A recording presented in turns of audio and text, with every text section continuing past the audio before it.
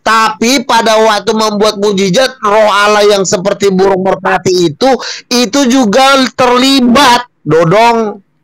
Jangan teriak-teriak, Ucok. Jadi jangan cuma lo bilang berdoa. Roh Allah itulah yang membangkitkan, Gembel. Roh Allah itu yang membuat mujizat itu. Itu juga mau ceritakan biar mumpung lo nggak dibakar. Nabi kali kau diajarin. Nabi yang membangkitkan tadi itu ada berapa Allah yang membangkitkan? Yaudah. Kan memang kan begitu, yang Bang. Membangkitkan Yesus mati dibangkitkan sama 7 Allah. Lah Bang Asika bentar Bang Asika. Sebentar. Itu dulu. Ucok. Sabar Bang. Belum ke situ larinya, sabar. Belum ke situ larinya. Pelan-pelan. Kan ini kan masalahnya yang membuat mujizat gitu loh, Bro. Iya nanti lontong. Lo tahu nanti nggak? Nanti itu satu-satu dulu ku jelaskan. Janganlah. Yang membangkitkan orang mati. Yesus yang mati apa enggak? Mujizat itu. Udah. Ini anak. Yesus mati apa enggak? Gua kick juga lo. Tian lo kick nih. Ikutin satu ini. Diajarin. Oke. Kepala batu lagi lo. Oke. Gini. Maaf Bang Asegap. Ya udah. Iya. Juga tadi kan bilang roh apa? Ini Allah ngomong turunin dari surga. Tapi kan turunin nih. Bercanda mulu nih orangnya. Turunin. Udah aku mute. Udah. Turunin. Ya jangan biara sih, biar bebal sih. Orang gue lagi ngejelas banyak enggak lagi mau jadi. Enggak dia ini orang nih satu nih. Entar lo di ikutan. Kalian orang berdua, 2 lawan 2, udah. Enggak. Kok jadi 2 lawan 2 atau satu ini? Ini gua buat gini, enggak ada 2 lawan 2. Nah, dengerin ya. Nah, lanjut. 2 lawan 2 kok jadi lo yang ngatur sih? Jadi gini. Yesus kan berdoa. Gua setuju sama lu. Kalau Yesus berdoa minta mujizat, gua juga setuju sama ajaran lu, Ucok. Nah, jangan sama gua sama lu. Yesus berdoa, tetapi waktu mujizat itu terjadi, itu yang melakukan itu Roh Kudus. Itu juga lu ceritakan ke sama lu. Jangan lu diam-diam baik, nanti pala lu dipotong. Paham gak lu? Oke, udah. Yesus berdoa sama, gue setuju, salaman sama lu. Tapi pada waktu mujizat itu terjadi, itu pekerjaan Roh Kudus. Roh Kudusnya jangan lo ilangin, entar pala lo hilang. Nah, Yesus posisinya siapa? Yesus posisinya siapa? Ya kan entah. Bahas satu-satu. Ini kan tadi kan bahas baptis. Gimana tadi? Bapak bersuara dari surga.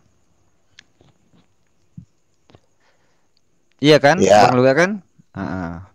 Bukannya Yesus itu firman. Artinya peran Roh Kudus ini dihilangkan sama agama lu. Pekerjaan Roh Kudus dihilangkan, yang dimainkan cuma 2 aktor, yaitu Bapa sama Yesus. Roh Kudusnya digelapkan.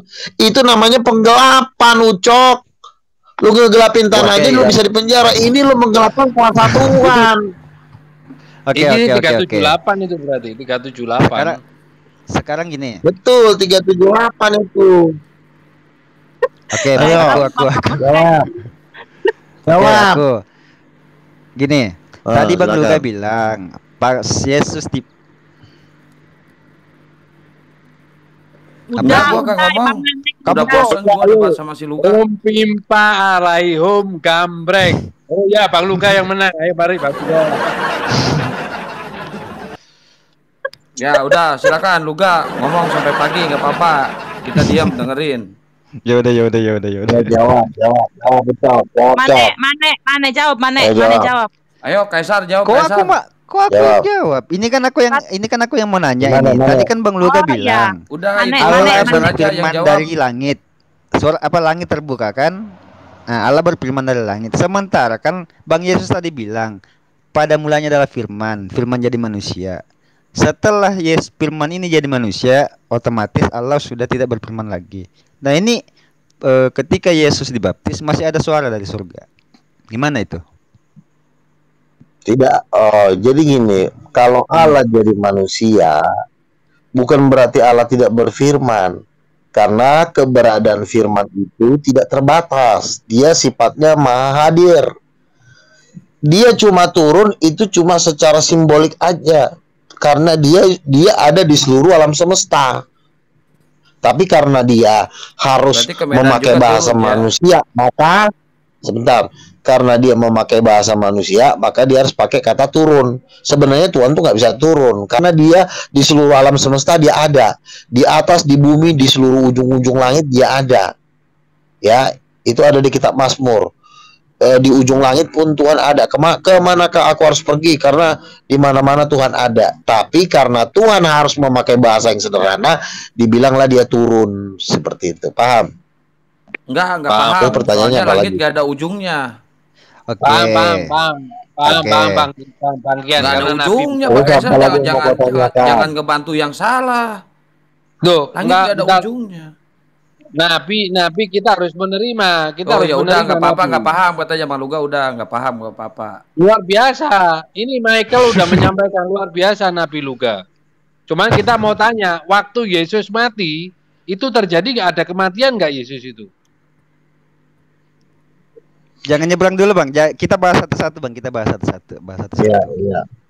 Kita bahas satu-satu. Ini aja bahas ya ujung udah, langit kita aja. Bahas ujung langit. Itu tadi gimana Allah? Allah 7 ngapain aja? Tugasnya Allah 7 itu apa? Ngangkat Yesus. Si mana dulu Pak? Si mana dulu yang ngomong Pak? Saya dulu tadi ngebahas ujung langit itu ada di negara mana? Coba ujung langit. Enggak lah. Ya, Belarusia katanya Bang Luga. Enggak, Allah itu kan ada 7. Dia berada di 7 benua.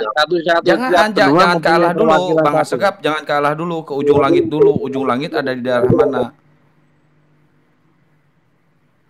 Lu tinggal jawab aja. Kaisar di daerah mana? Di negara mana? Spiritnya udah nggak kuat, makanya dia turun. Baguslah. Ya udah. Ya nggak usah ini lagi, nggak usah merasa nggak adil lagi. Ya udah.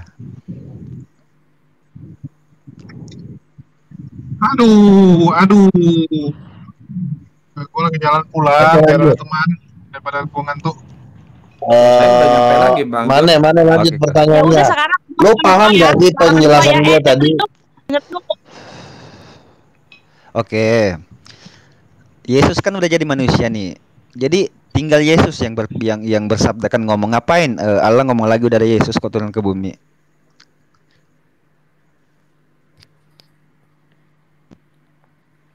Nggak apa-apa, jangan ngatur yang bertanya dong, Kaisar. Gimana sih lu? Iya kan berarti bukan Tuhan dong, dia santai manusia. Santai dong. Sebentar dulu.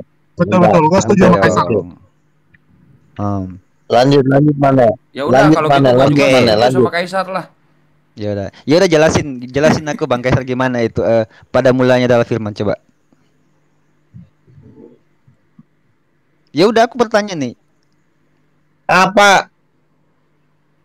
Oh ya udah gimana? Yang benar gimana? Apa sih? Lu sanggup berdebat nggak sih? Kalau lo nggak sanggup berdebat, lu turun aja lah. Apa yang mau lu tanyain? Lu di jantungan ya? Nah, oke, aku salah. Yang benar gimana? Lu paham nggak? Udah berapa jam debatnya? Oke. Gua punya koin masih 22. Nggak benar yang penonton. Enggak laku, lu udah nggak laku. Makanya koinnya 24 sekarang. Ya udah Bang Kaisar yang mana? Yang benar gimana tadi? Gua daripada ngasih koin ke si Luga mending ke Kaisar gua ngasih Luga. Oke. Salah. Oke, aku salah. Oke. Firman telah menjadi manusia. Otomatis yang ngomong ini kan tinggal Yesus kan?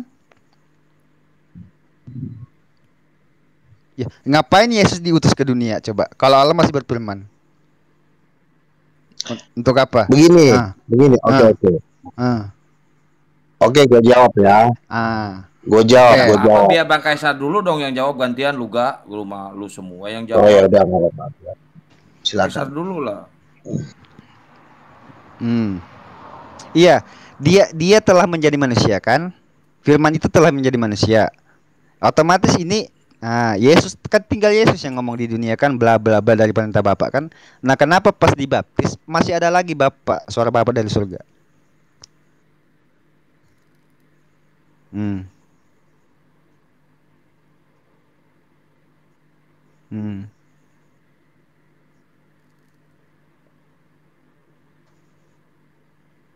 Kok mematahkan? Gimana? Hmm. Hmm. Hmm. Terus terus ini kan Allah tidak berfirman lagi karena Yesus sudah turun ke bumi. Ah. Iya. Ya berarti masih berfirman kan? Terus gunanya Yesus turun ke bumi yang awal mulanya jadi firman gimana? Pada mulanya adalah firman. Itu dari firman jadi manusia. Ya.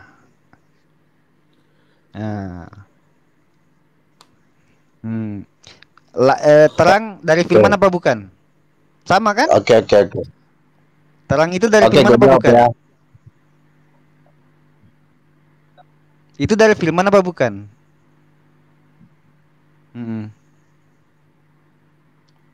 Matahari itu terang apa bukan? Nah, ketika Allah berfirman gimana? Jadilah terang. Firman apa bukan? Nah, firman kan? Ya sama dengan Yesus berarti. Berarti matahari. Poinnya gini Bang Kaisar, matahari itu sama kayak Yesus karena firman. Karena hasil dari firman gitu. Ya Yesus sama, juga Yesus juga ciptaan. Oke, gue jawab dulu dah. Dia coba jawab ya, gue jawab. Kaisar ngejawabnya ngelantur dia. Oke.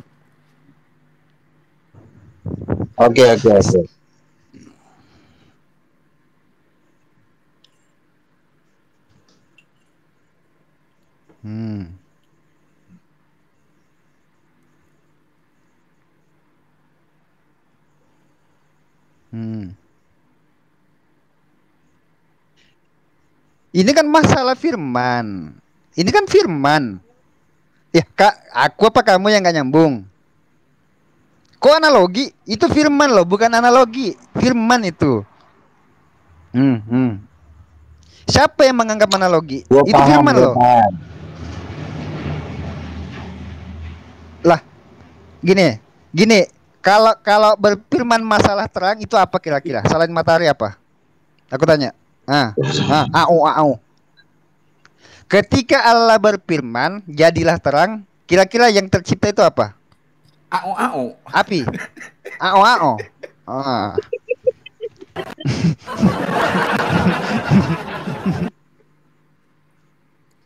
Enggak, ini dari tadi Bang Kaisar aku diem loh. Tapi aku kayak diintervensi. Ya udah sekarang ayo. Siapa yang mau debat? Tadi wong santai kok. Ayo. Oke, gua dulu. Mana gua dulu jawab ya. Aku jawab dulu ya. Oke, tadi kan udah dijawab Kaisar, begitulah. Nah, sekarang gua jawab. Kan kamu bilang jangan baper, santai, jangan baper. Dari tadi aku tenang loh. Kamu yang mancing-mancing masalahnya dari tadi. Oke. Jadi gini loh. Jadi kan Yesus itu kan firman. Lalu kenapa lagi Bapa berfirman? Itu kan pertanyaan kamu kan? Iya kan? Itu kan pertanyaan kamu. Dia. Pintar Bang Luka, pintar. Dia nggak nangkep tadi. Yesus itu firman. Kok firman? Terus kok ada yang ngomong lagi? Apakah firmannya dua? Ya kan? Apakah firmannya dua? Jadi begini loh. Yesus itu firman, betul, Yesus itu adalah firman. Tapi apakah Bapak bisa berfirman? Bapak juga bisa berfirman, ya. Apakah firmannya jadi dua? Tidak. Bapak berfirman itu dalam bentuk ide, konsep. Ya, semua yang dikatakan Bapak itu konsep. Tetapi konsep itu, firman itu harus juga bersatu dengan kebenaran. Karena di dalam firman itu terdiri dari 3 unsur. Firman itu terdiri dari 3 unsur. Yang satu konsep, yang kedua adalah kebenaran, yang ketiga power. Di dalam perkataan juga harus ada power. Contoh, keluar. Nah, perkataan itu yang itu power. Makanya di dalam firman itu ada rohnya, ada Roh Kudus. Nah, di dalam firman juga ada mengandung kebenaran. Benar nggak omongan lo? Nah, kebenaran itu ada Roh Kudus. Gua nggak setuju walaupun gua Islam. Biarin aja Bang Kian. Nggak setuju gua. Di dalam firman ada Roh Kudus. Gua nggak setuju walaupun gua Islam. Dari perguruan Ucok, lu Pancasila, salah. diam dulu. Nanti lu diserang sama orang Kristen yang lain. Lala, gua lagi ngomong, lo bisa diam nggak buntung lo? Gua baru dengar sekarang Bang Kaisar, masalahnya di dalam firman ada Roh Kudus. Gua baru dengar sekarang. Diam buntung lo, diam aja dulu. Gua lagi bicara, lo diam dulu. Masalahnya kok lu jadi salah, lo yang ngajarin sih? Sebenarnya banyak sih Bang Kian. Dari Iya, tadi dia bilang yang bangkit bisa dari Yesus itu roh, itu nggak ada tertulis itu dia aja. Cuma ya aku biarin aja. Kan gue udah Makanya bilang, kalau gue sudah, ya itu nggak akan pernah bisa lo jawab sampai lo mampus, nggak akan bisa lo jawab. Iya, Makanya gue kalau dia debat sama mobil itu kerjaan gue ketawa doang, ketawa karena udah memang nggak bisa dilawan. Diam. Kebalik. Nah, firman itu, lihat ya, firman itu perkataan itu terdiri dari 3 unsur. Satu, idenya, ide apa kata-katanya, ya kan? Terus yang kedua, kebenaran, perkataannya benar apa enggak. Terus yang ketiga, ada enggak powernya, tekanan dari kata-kata itu. Jadi firman itu terdiri dari 3, yaitu idenya tuh berasal dari Bapa, bukan dari Yesus. Tapi idenya dari Bapa, kebenarannya bukan dari Bapa, tapi dari Yesus. Jadi itu bersatu dia. Makanya gue bilang Bapa itu adalah mindset, Yesus itu adalah hati. Kebenaran itu kan keluar dari hati, bukan dari kepala, bukan dari pemikiran, tapi dari hati. Bapak, Yesus nggak punya ide berarti. Betul. Otak lo kadang-kadang pinter lo. Kaisar. Dan lo pinter lo. Dengar tuh Kaisar. Yesus nggak punya ide. Betul, Yesus tidak punya ide. Betul. Sangat betul sekali. Kreasi kalau nggak punya ide gimana sih? Betul sekali, tumben lo waras. Jadi begini, yang memiliki masalah ini, Kaisar diam aja, udah. Nah, makanya lo diam. Makanya lo diam. Biar makin pinter. Nah, ini. Nah, jadi yang namanya ide itu semua dari Bapa. Makanya Yesus berkata, Bapakku lebih besar daripada aku. Kalau Yesus gak punya ide, lu jangan marah kalau dikatakan Yesus bodoh loh. Diam dulu, bukan jadi bodoh kalimatnya. Bukannya jadi bodoh kalimatnya, dengerin. Loh. Ya. Gak pintar, bukan bodoh, gak pintar. Dengerin. Bahasanya juga bukan gak pintar. Begini, biar lo tahu. Ide itu juga kalau tidak ada kebenarannya jadi lontong. Lu punya ide tapi lu nggak punya kebenaran, lu juga nggak ada gunanya. Kalau jadi lontong terus, kapan jadi sayurnya? Ini ya. Terutama turun ada ya. Lu dengerin dulu biar lu pintar, Gendel. Cocok. Jadi ini. Nah, dengerin. Nah kan, makanya kan gue udah bilang, Bapak itu adalah kepala pemikiran. Semua pemikiran ketuhanan itu berasal dari Bapa. Nah, tetapi pemikiran ini juga kalau cuma lo berpikir doang, tapi lo tidak punya suatu kebenaran, itu juga nggak ada gunanya. Nah, kebenaran itu berasal tuh dari Yesus, bukan dari Bapa. Bentar. Kebenaran itu dari Yesus. Bang Luga, maaf aku potong. Tono, Bang Kaisar, mohon maaf kalau ada salah-salah kata ya, Bang Luga, Bang. Aku mau ngangkat telepon dulu. Dari tadi salah mulu, nggak usah minta maaf. Oke, assalamualaikum warahmatullahi wabarakatuh. Waalaikumsalam. Kalau kebenaran, Bapak tidak mempunyai kebenaran, tetapi kebenaran punyanya Yesus, berarti Bapak salah. Yang benar Yesus berarti. Makanya kan gue bilang Yesus dan Bapak itu nggak bisa dipisah-pisahin. Kok provokator? Gua ngingin bahasa Siluga loh. Kok Siluga yang ngomong kebenaran itu punya Yesus, Bapak tidak punya kebenaran, benar nggak? Lu dengar nggak tadi? Bukan gitu? Bahasanya tidak seperti itu. Bahasanya ya, bukan seperti itu, bukan gitu. Bukan salah gua, salah si Luka. Lu denger dulu penjelasan gua. Aduh, nih memang bebal banget sih nih anak satu nih. Bebal emang lo dia. Jadi kan gue udah bilang, Bapa dengan Yesus itu nggak bisa lo pisah-pisahkan. Itu satu tidak terpisahkan. Bapa itu pemikirannya, Yesus itu hatinya, Roh Kudus itu adalah roh dan kuasanya. Itu satu orang. Bapa, Yesus dan Roh Kudus itu satu orang, Ucok. Berarti itu ada lu jangan anggap itu 3 orang. Yesus, pikirannya Bapa, tangannya Roh Kudus. Berarti ada 3 di situ. Iya, Roh Kudus itu kuasanya, Dodong. Tapi gua nggak nerima kalau di dalam firman ada Roh Kudus. Udah lu mati aja deh, masuk neraka aja lu sama keluarga lu. Lu menyesatkan ini. Aduh, ini anak bandel loh. Campakkan ke lautan api mencunggal. Oke. Ini ada tamu nih, siapa nih? Assalamualaikum Bang Ali. Assalamualaikum Bang Ali. Waalaikumsalam. Boleh lu nanya sampai hari Natal juga gua terima.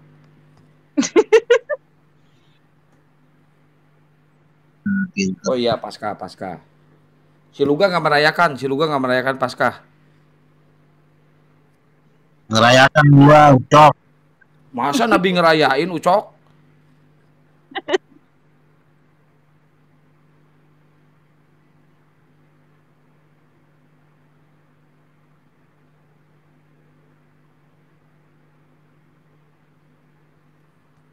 Lu nggak bisa digedein suaranya? Kecil. Suara lu kecil. Astagfirullahaladzim. Tanya Bang Ali, tanya Tini Etono. Kecil. Suaranya kayak minoritas, kecil. Udah dibilang kecil, lu mah nggak percaya. Iya. Minoritas, tetapi pemegang kekayaan di Indonesia itu yang diam dulu, Luga. Bang Kaisar mau ngomong. Kapan Bang Kaisar ngomongnya? Kasihan. Jumlahnya memang minoritas, tetapi kekayaan yang dipegang kami. Si Luga nggak menghargai Bang Kaisar.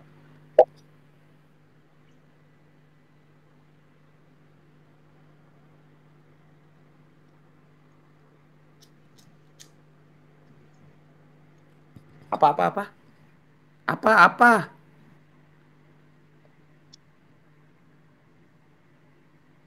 Iya, kecil, udah dengerin dulu ya. Namanya Om Kaisar. Kita dengerin dulu. Ayo. Ya, Om Kaisar. Apa pertanyaannya? Pertanyaannya apa? Iya, udah kan ini kan dua-dua, Om Luga sama Bang Kaisar, Bang Kian Santang sama Bang Aki. Makanya aku nggak naikin orang lagi biar kali 2. Udah. Bukan gak mau ditanya, kecil suaranya Bang. Ya ampun. Ya ini sekarang gede, tadi kecil. Tuh tanya yang di bawah kalau nggak percaya. Udah. Betul.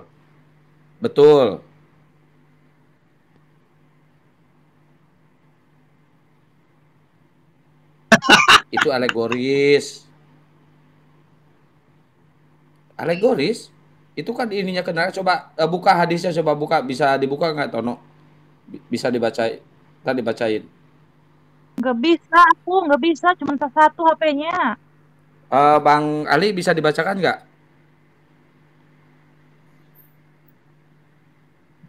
Iya ya.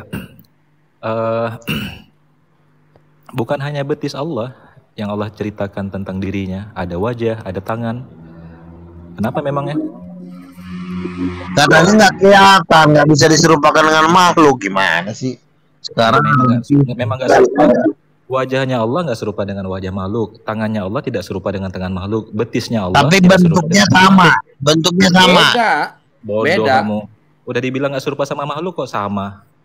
Tapi katanya ada tangan, ada betis ya. Tangan kan emang bentuk tangan ada yang bulat. Dengan tangannya lu lontong. Iya, bentuk tangannya Tuhan seperti apa? Tangan lu sama nggak sama tangan monyet?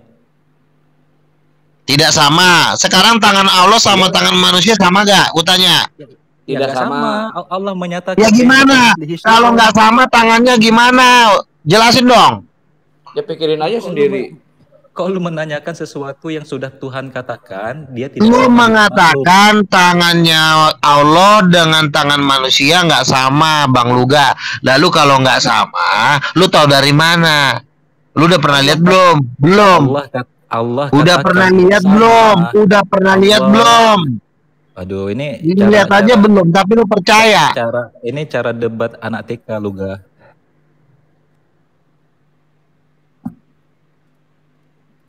Nah, iya. Ini baru benar dewasa. Si Luga nggak dewasa, kayak bocil. Iya, Luga udah nggak dewasa. Udah nggak dewasa. Udah nggak dewasa, miskin lagi. Ya, oke. Kok miskin sih si Ucok satu ini, si Gembol. Biasanya salah ngomong nih. Bedul.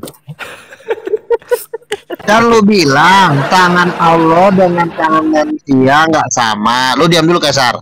Tangan Allah dengan tangan manusia nggak sama. Lalu tangan Allah kayak gimana emang kalau kagak sama? Pas gua tanya kayak gimana nggak tahu dia. Berarti kan dia yang bego. Gimana sih? Iya, lu kayak bocil aja lu ah. Iya, makanya kan dia juga tadi bilang katanya gue miskin. Nah sekarang gue katain dia bego.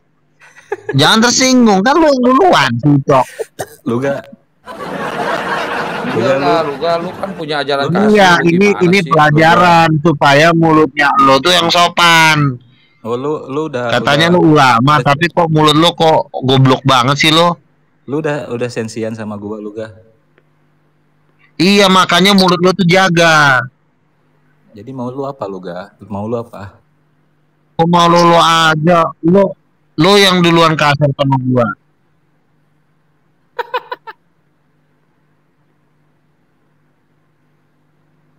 Ya, kalau tidak serupa kayak bukan gimana manusia, wajahnya? Bukan tangannya manusia, salah tangannya makhluk. Tangannya makhluk ya, bukan manusia, makhluk.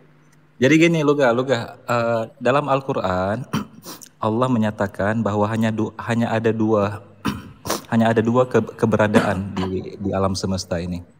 Yang pertama pencipta, kedua yang diciptakan.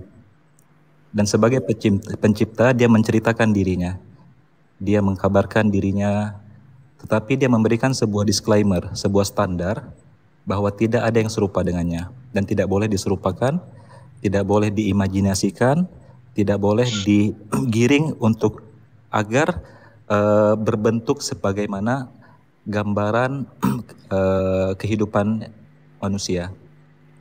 Ayat-ayatnya banyak sekali. Laisa kamitslihi syai'un. Menurut saya itu malah bunuh diri menurut saya. Menurut saya itu malah bunuh diri dia. Ya bodo amat kalau menurut lu gitu. Pokoknya kalau menurut Islam kayak gitu. Ya. Jadi narasi Al-Qur'an memberikan sebuah akidah atau sebuah keyakinan bahwa tidak boleh menyerupakan Tuhan dengan makhluknya, untuk menyucikan, memuliakan Tuhan di tempat agung yang tidak terjamah oleh imajinasi terbatas dan liar oleh manusia, sehingga tidak menarasikan Tuhan sebagai orang tua, kemudian Tuhan ada yang berbentuk merpati dan Tuhan ada yang berbentuk lelaki muda. Itu untuk menyucikan Tuhan dari perumpamaan yang terbatas, dan malah dalam esensinya ketika kita menarasikan Tuhan berbentuk atau bisa digambar, bisa divisualisasikan dalam bentuk patung misalnya, itu telah menghina Tuhan. Itu menghina Tuhan.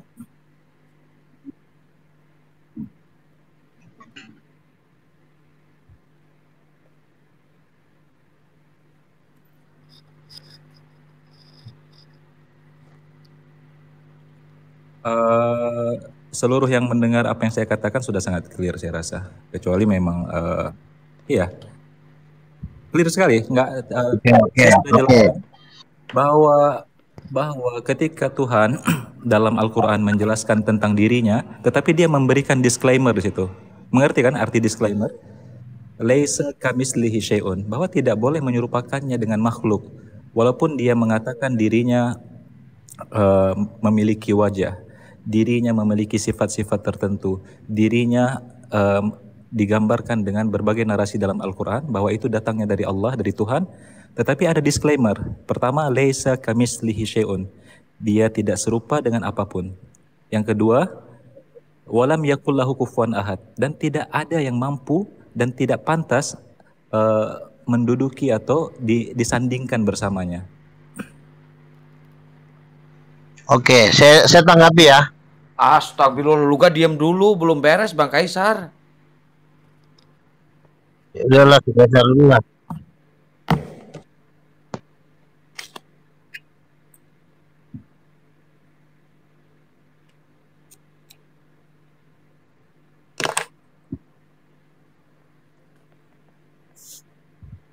Oke.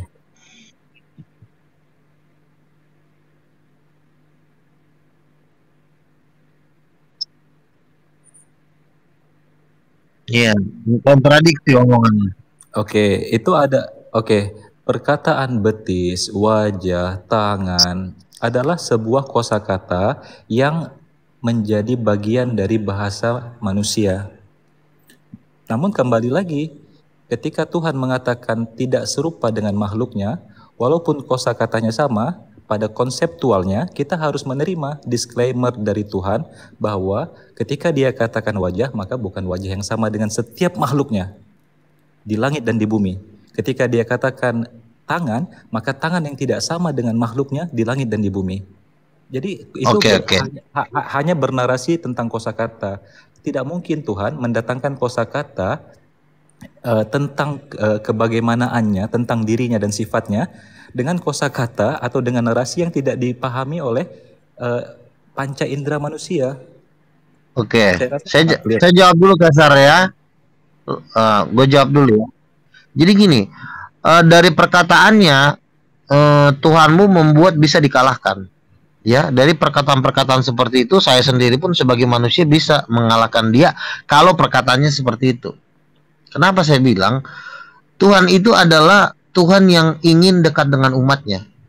Kenapa dengan perkataan-perkataan seperti itu seakan-akan dia malah ini gue lihat dia makin menjauh. Ya.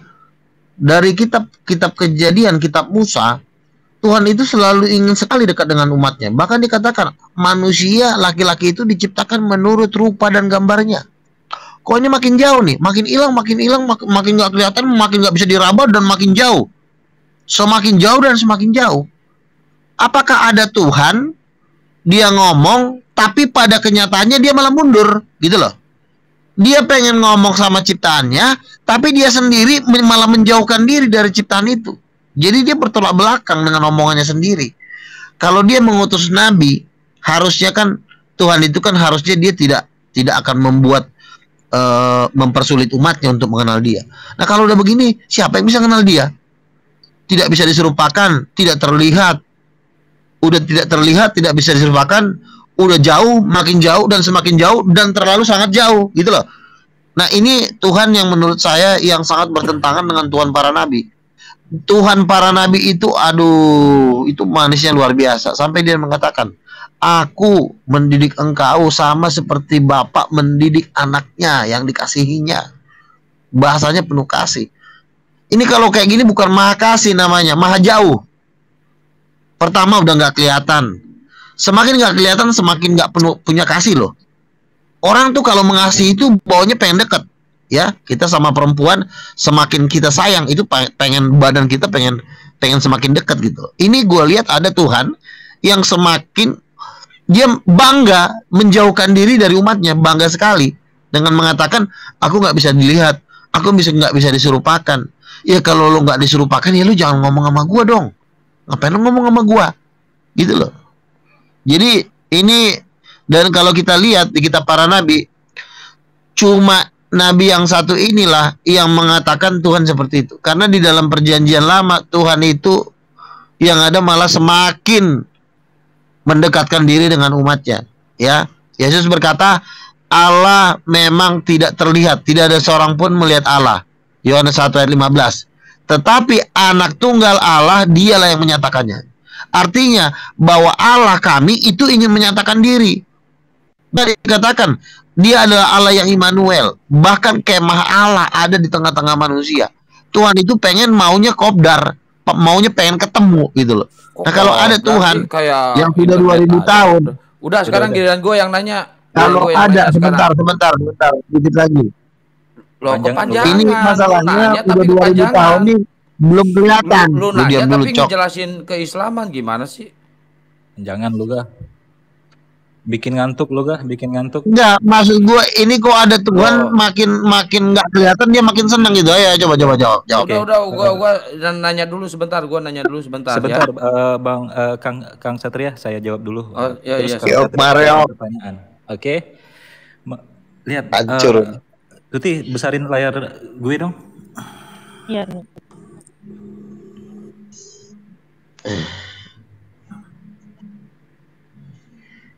Tabayunin lagi. Saudara-saudaraku, inilah mengapa hikmah Tuhan tidak boleh diserupakan dengan makhluk, dengan firman-Nya laisa kamitslihi syai'un, agar kita tidak menggambarnya sebagai orang tua atau kita menggambarnya sebagai merpati, bahkan kita menggambarnya sebagai seorang pemuda. Ada orang tua, bapak-bapak yang telah berambut putih, ada merpati yang dinarasikan sebagai Roh Kudus, dan ada seorang pemuda dengan rambut gondrong yang dinarasikan sebagai anak Tuhan. Inilah hikmah kenapa Islam melarang hambanya untuk menarasikan Tuhan dengan imajinasi terbatas manusia, agar kita tidak terjatuh ke dalam lubang kehinaan ini.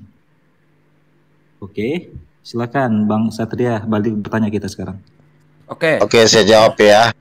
Itu adalah gambar Katolik ya, itu gambar Katolik. Orang seperti saya orang karismatik ya, itu tidak menggambar Tuhan seperti itu ya. Itu dibikin ada seorang laki-laki tua. Di sorga itu nggak ada laki-laki tua, semua di sorga itu umur 25 tahun ya. Jadi Allah yang kami sembah itu muda dan sangat ganteng gitu loh. Jadi nggak ada itu kakek-kakek itu nggak ada itu. Jadi kalau ada yang menggambarkan seperti itu adalah ajaran Katolik. Makanya kami tidak sepaham dengan Katolik. Jadi kalau saya berdebat dengan Anda, silakan jangan tampilkan gambar orang Katolik. Kecuali Anda berdebat dengan orang Katolik, terserah. Kalau saya jangan. Oke, silakan. Oke, giliran saya bertanya ya. Gua belum bertanya, gantian dong. Gimana sih? Lah, kapan gua nanya? Baru ini gua mangap. Kayak mana sih? Baru gua mau mangap. Gantian. Giliran gua yang nanya. Tadi Luga bernarasi. Di dalam firman ada Roh Kudus. Di mana ayatnya tunjukkan? Kok aduh sih? Gua minta ayat. Enggak, gua pengen itu dijelasin.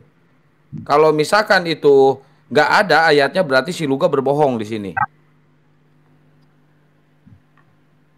Iya, Yesus itu kan rohnya kan Roh Kudus. Lu gimana sih kan Roh Kudus turun ke dia? Aduh. Ya gua pengen datanya, ayatnya di mana di dalam firman ada Roh Kudus. Yohanes 14 ayat 26, Roh Kudus akan turun dalam nama Yesus. Yohanes 14 ayat 26. Kalau Roh Kudus turun dalam nama Yesus, berarti Roh Kudus itu ada di dalam. Lu buka. Penasaran lu mau murtad? Lu murtad aja. Kagak, yang ada Kaisar mau mualaf. Gimana sih bahasanya si Luga ini? Nggak ada hikmatnya. Nggak ada hikmatnya Luga ini.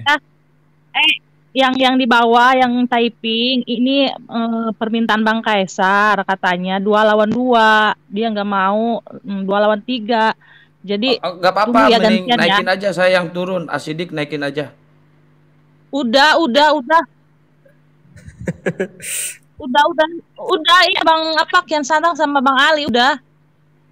Lanjut. Sebenarnya aja lagi 96. Lanjut Kang Satria, nggak apa-apa. Ya udah sok, tunjukkan ayatnya di mana, bacain. Bukan takut. Si Satria ini bukan debat. Lah, Yohanes 14 ayat 26. Roh Kudus diutus. Yang diutus itu Roh Kudus diutus Bapa dalam nama Yesus. Itu Roh Kudus. Roh Kudus itu kan sudah masuk ke dalam Yesus. Waktu di perut Maria aja Roh Kudus sudah mau. Beda. Roh Kudus itu merpati. Roh Kudus itu merpati. Bukan firman. Roh Kudus itu merpati. Lu jangan bohong di sini. Roh Kudus itu adalah kuasa dari firman. Aduh, nih anak nih nggak pernah sekolah kali ya. Merpati, lu nggak sekolah minggu. Iya, wujudnya, simbolnya, lambangnya seperti merpati, tapi rohnya itu adalah roh yang maha kuasa, yang 7 roh Allah begitu, itu. Si merpati itu tidak masuk ke dalam tubuh Yesus. Masuk. Yang membuat Yesus bisa bernafas itu Roh Kudus.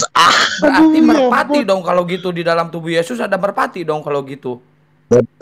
Betul ada merpati dah. Ini. Nah, Bang Kaisar dengar ya. Setuju udah saya sama Luga. Aduh.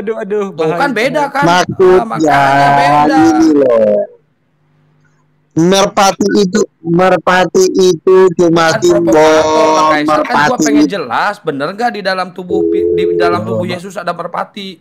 Loh, Bang Kaisar hargai Luga dong. Bang Kaisar hargai Luga dong. Itu jawaban Luga udah bener itu. Bang Kaisar di dalam tubuh Yesus ada merpati.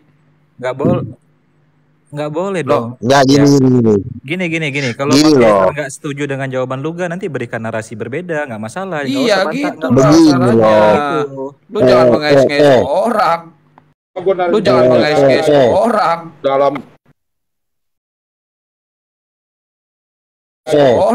dalam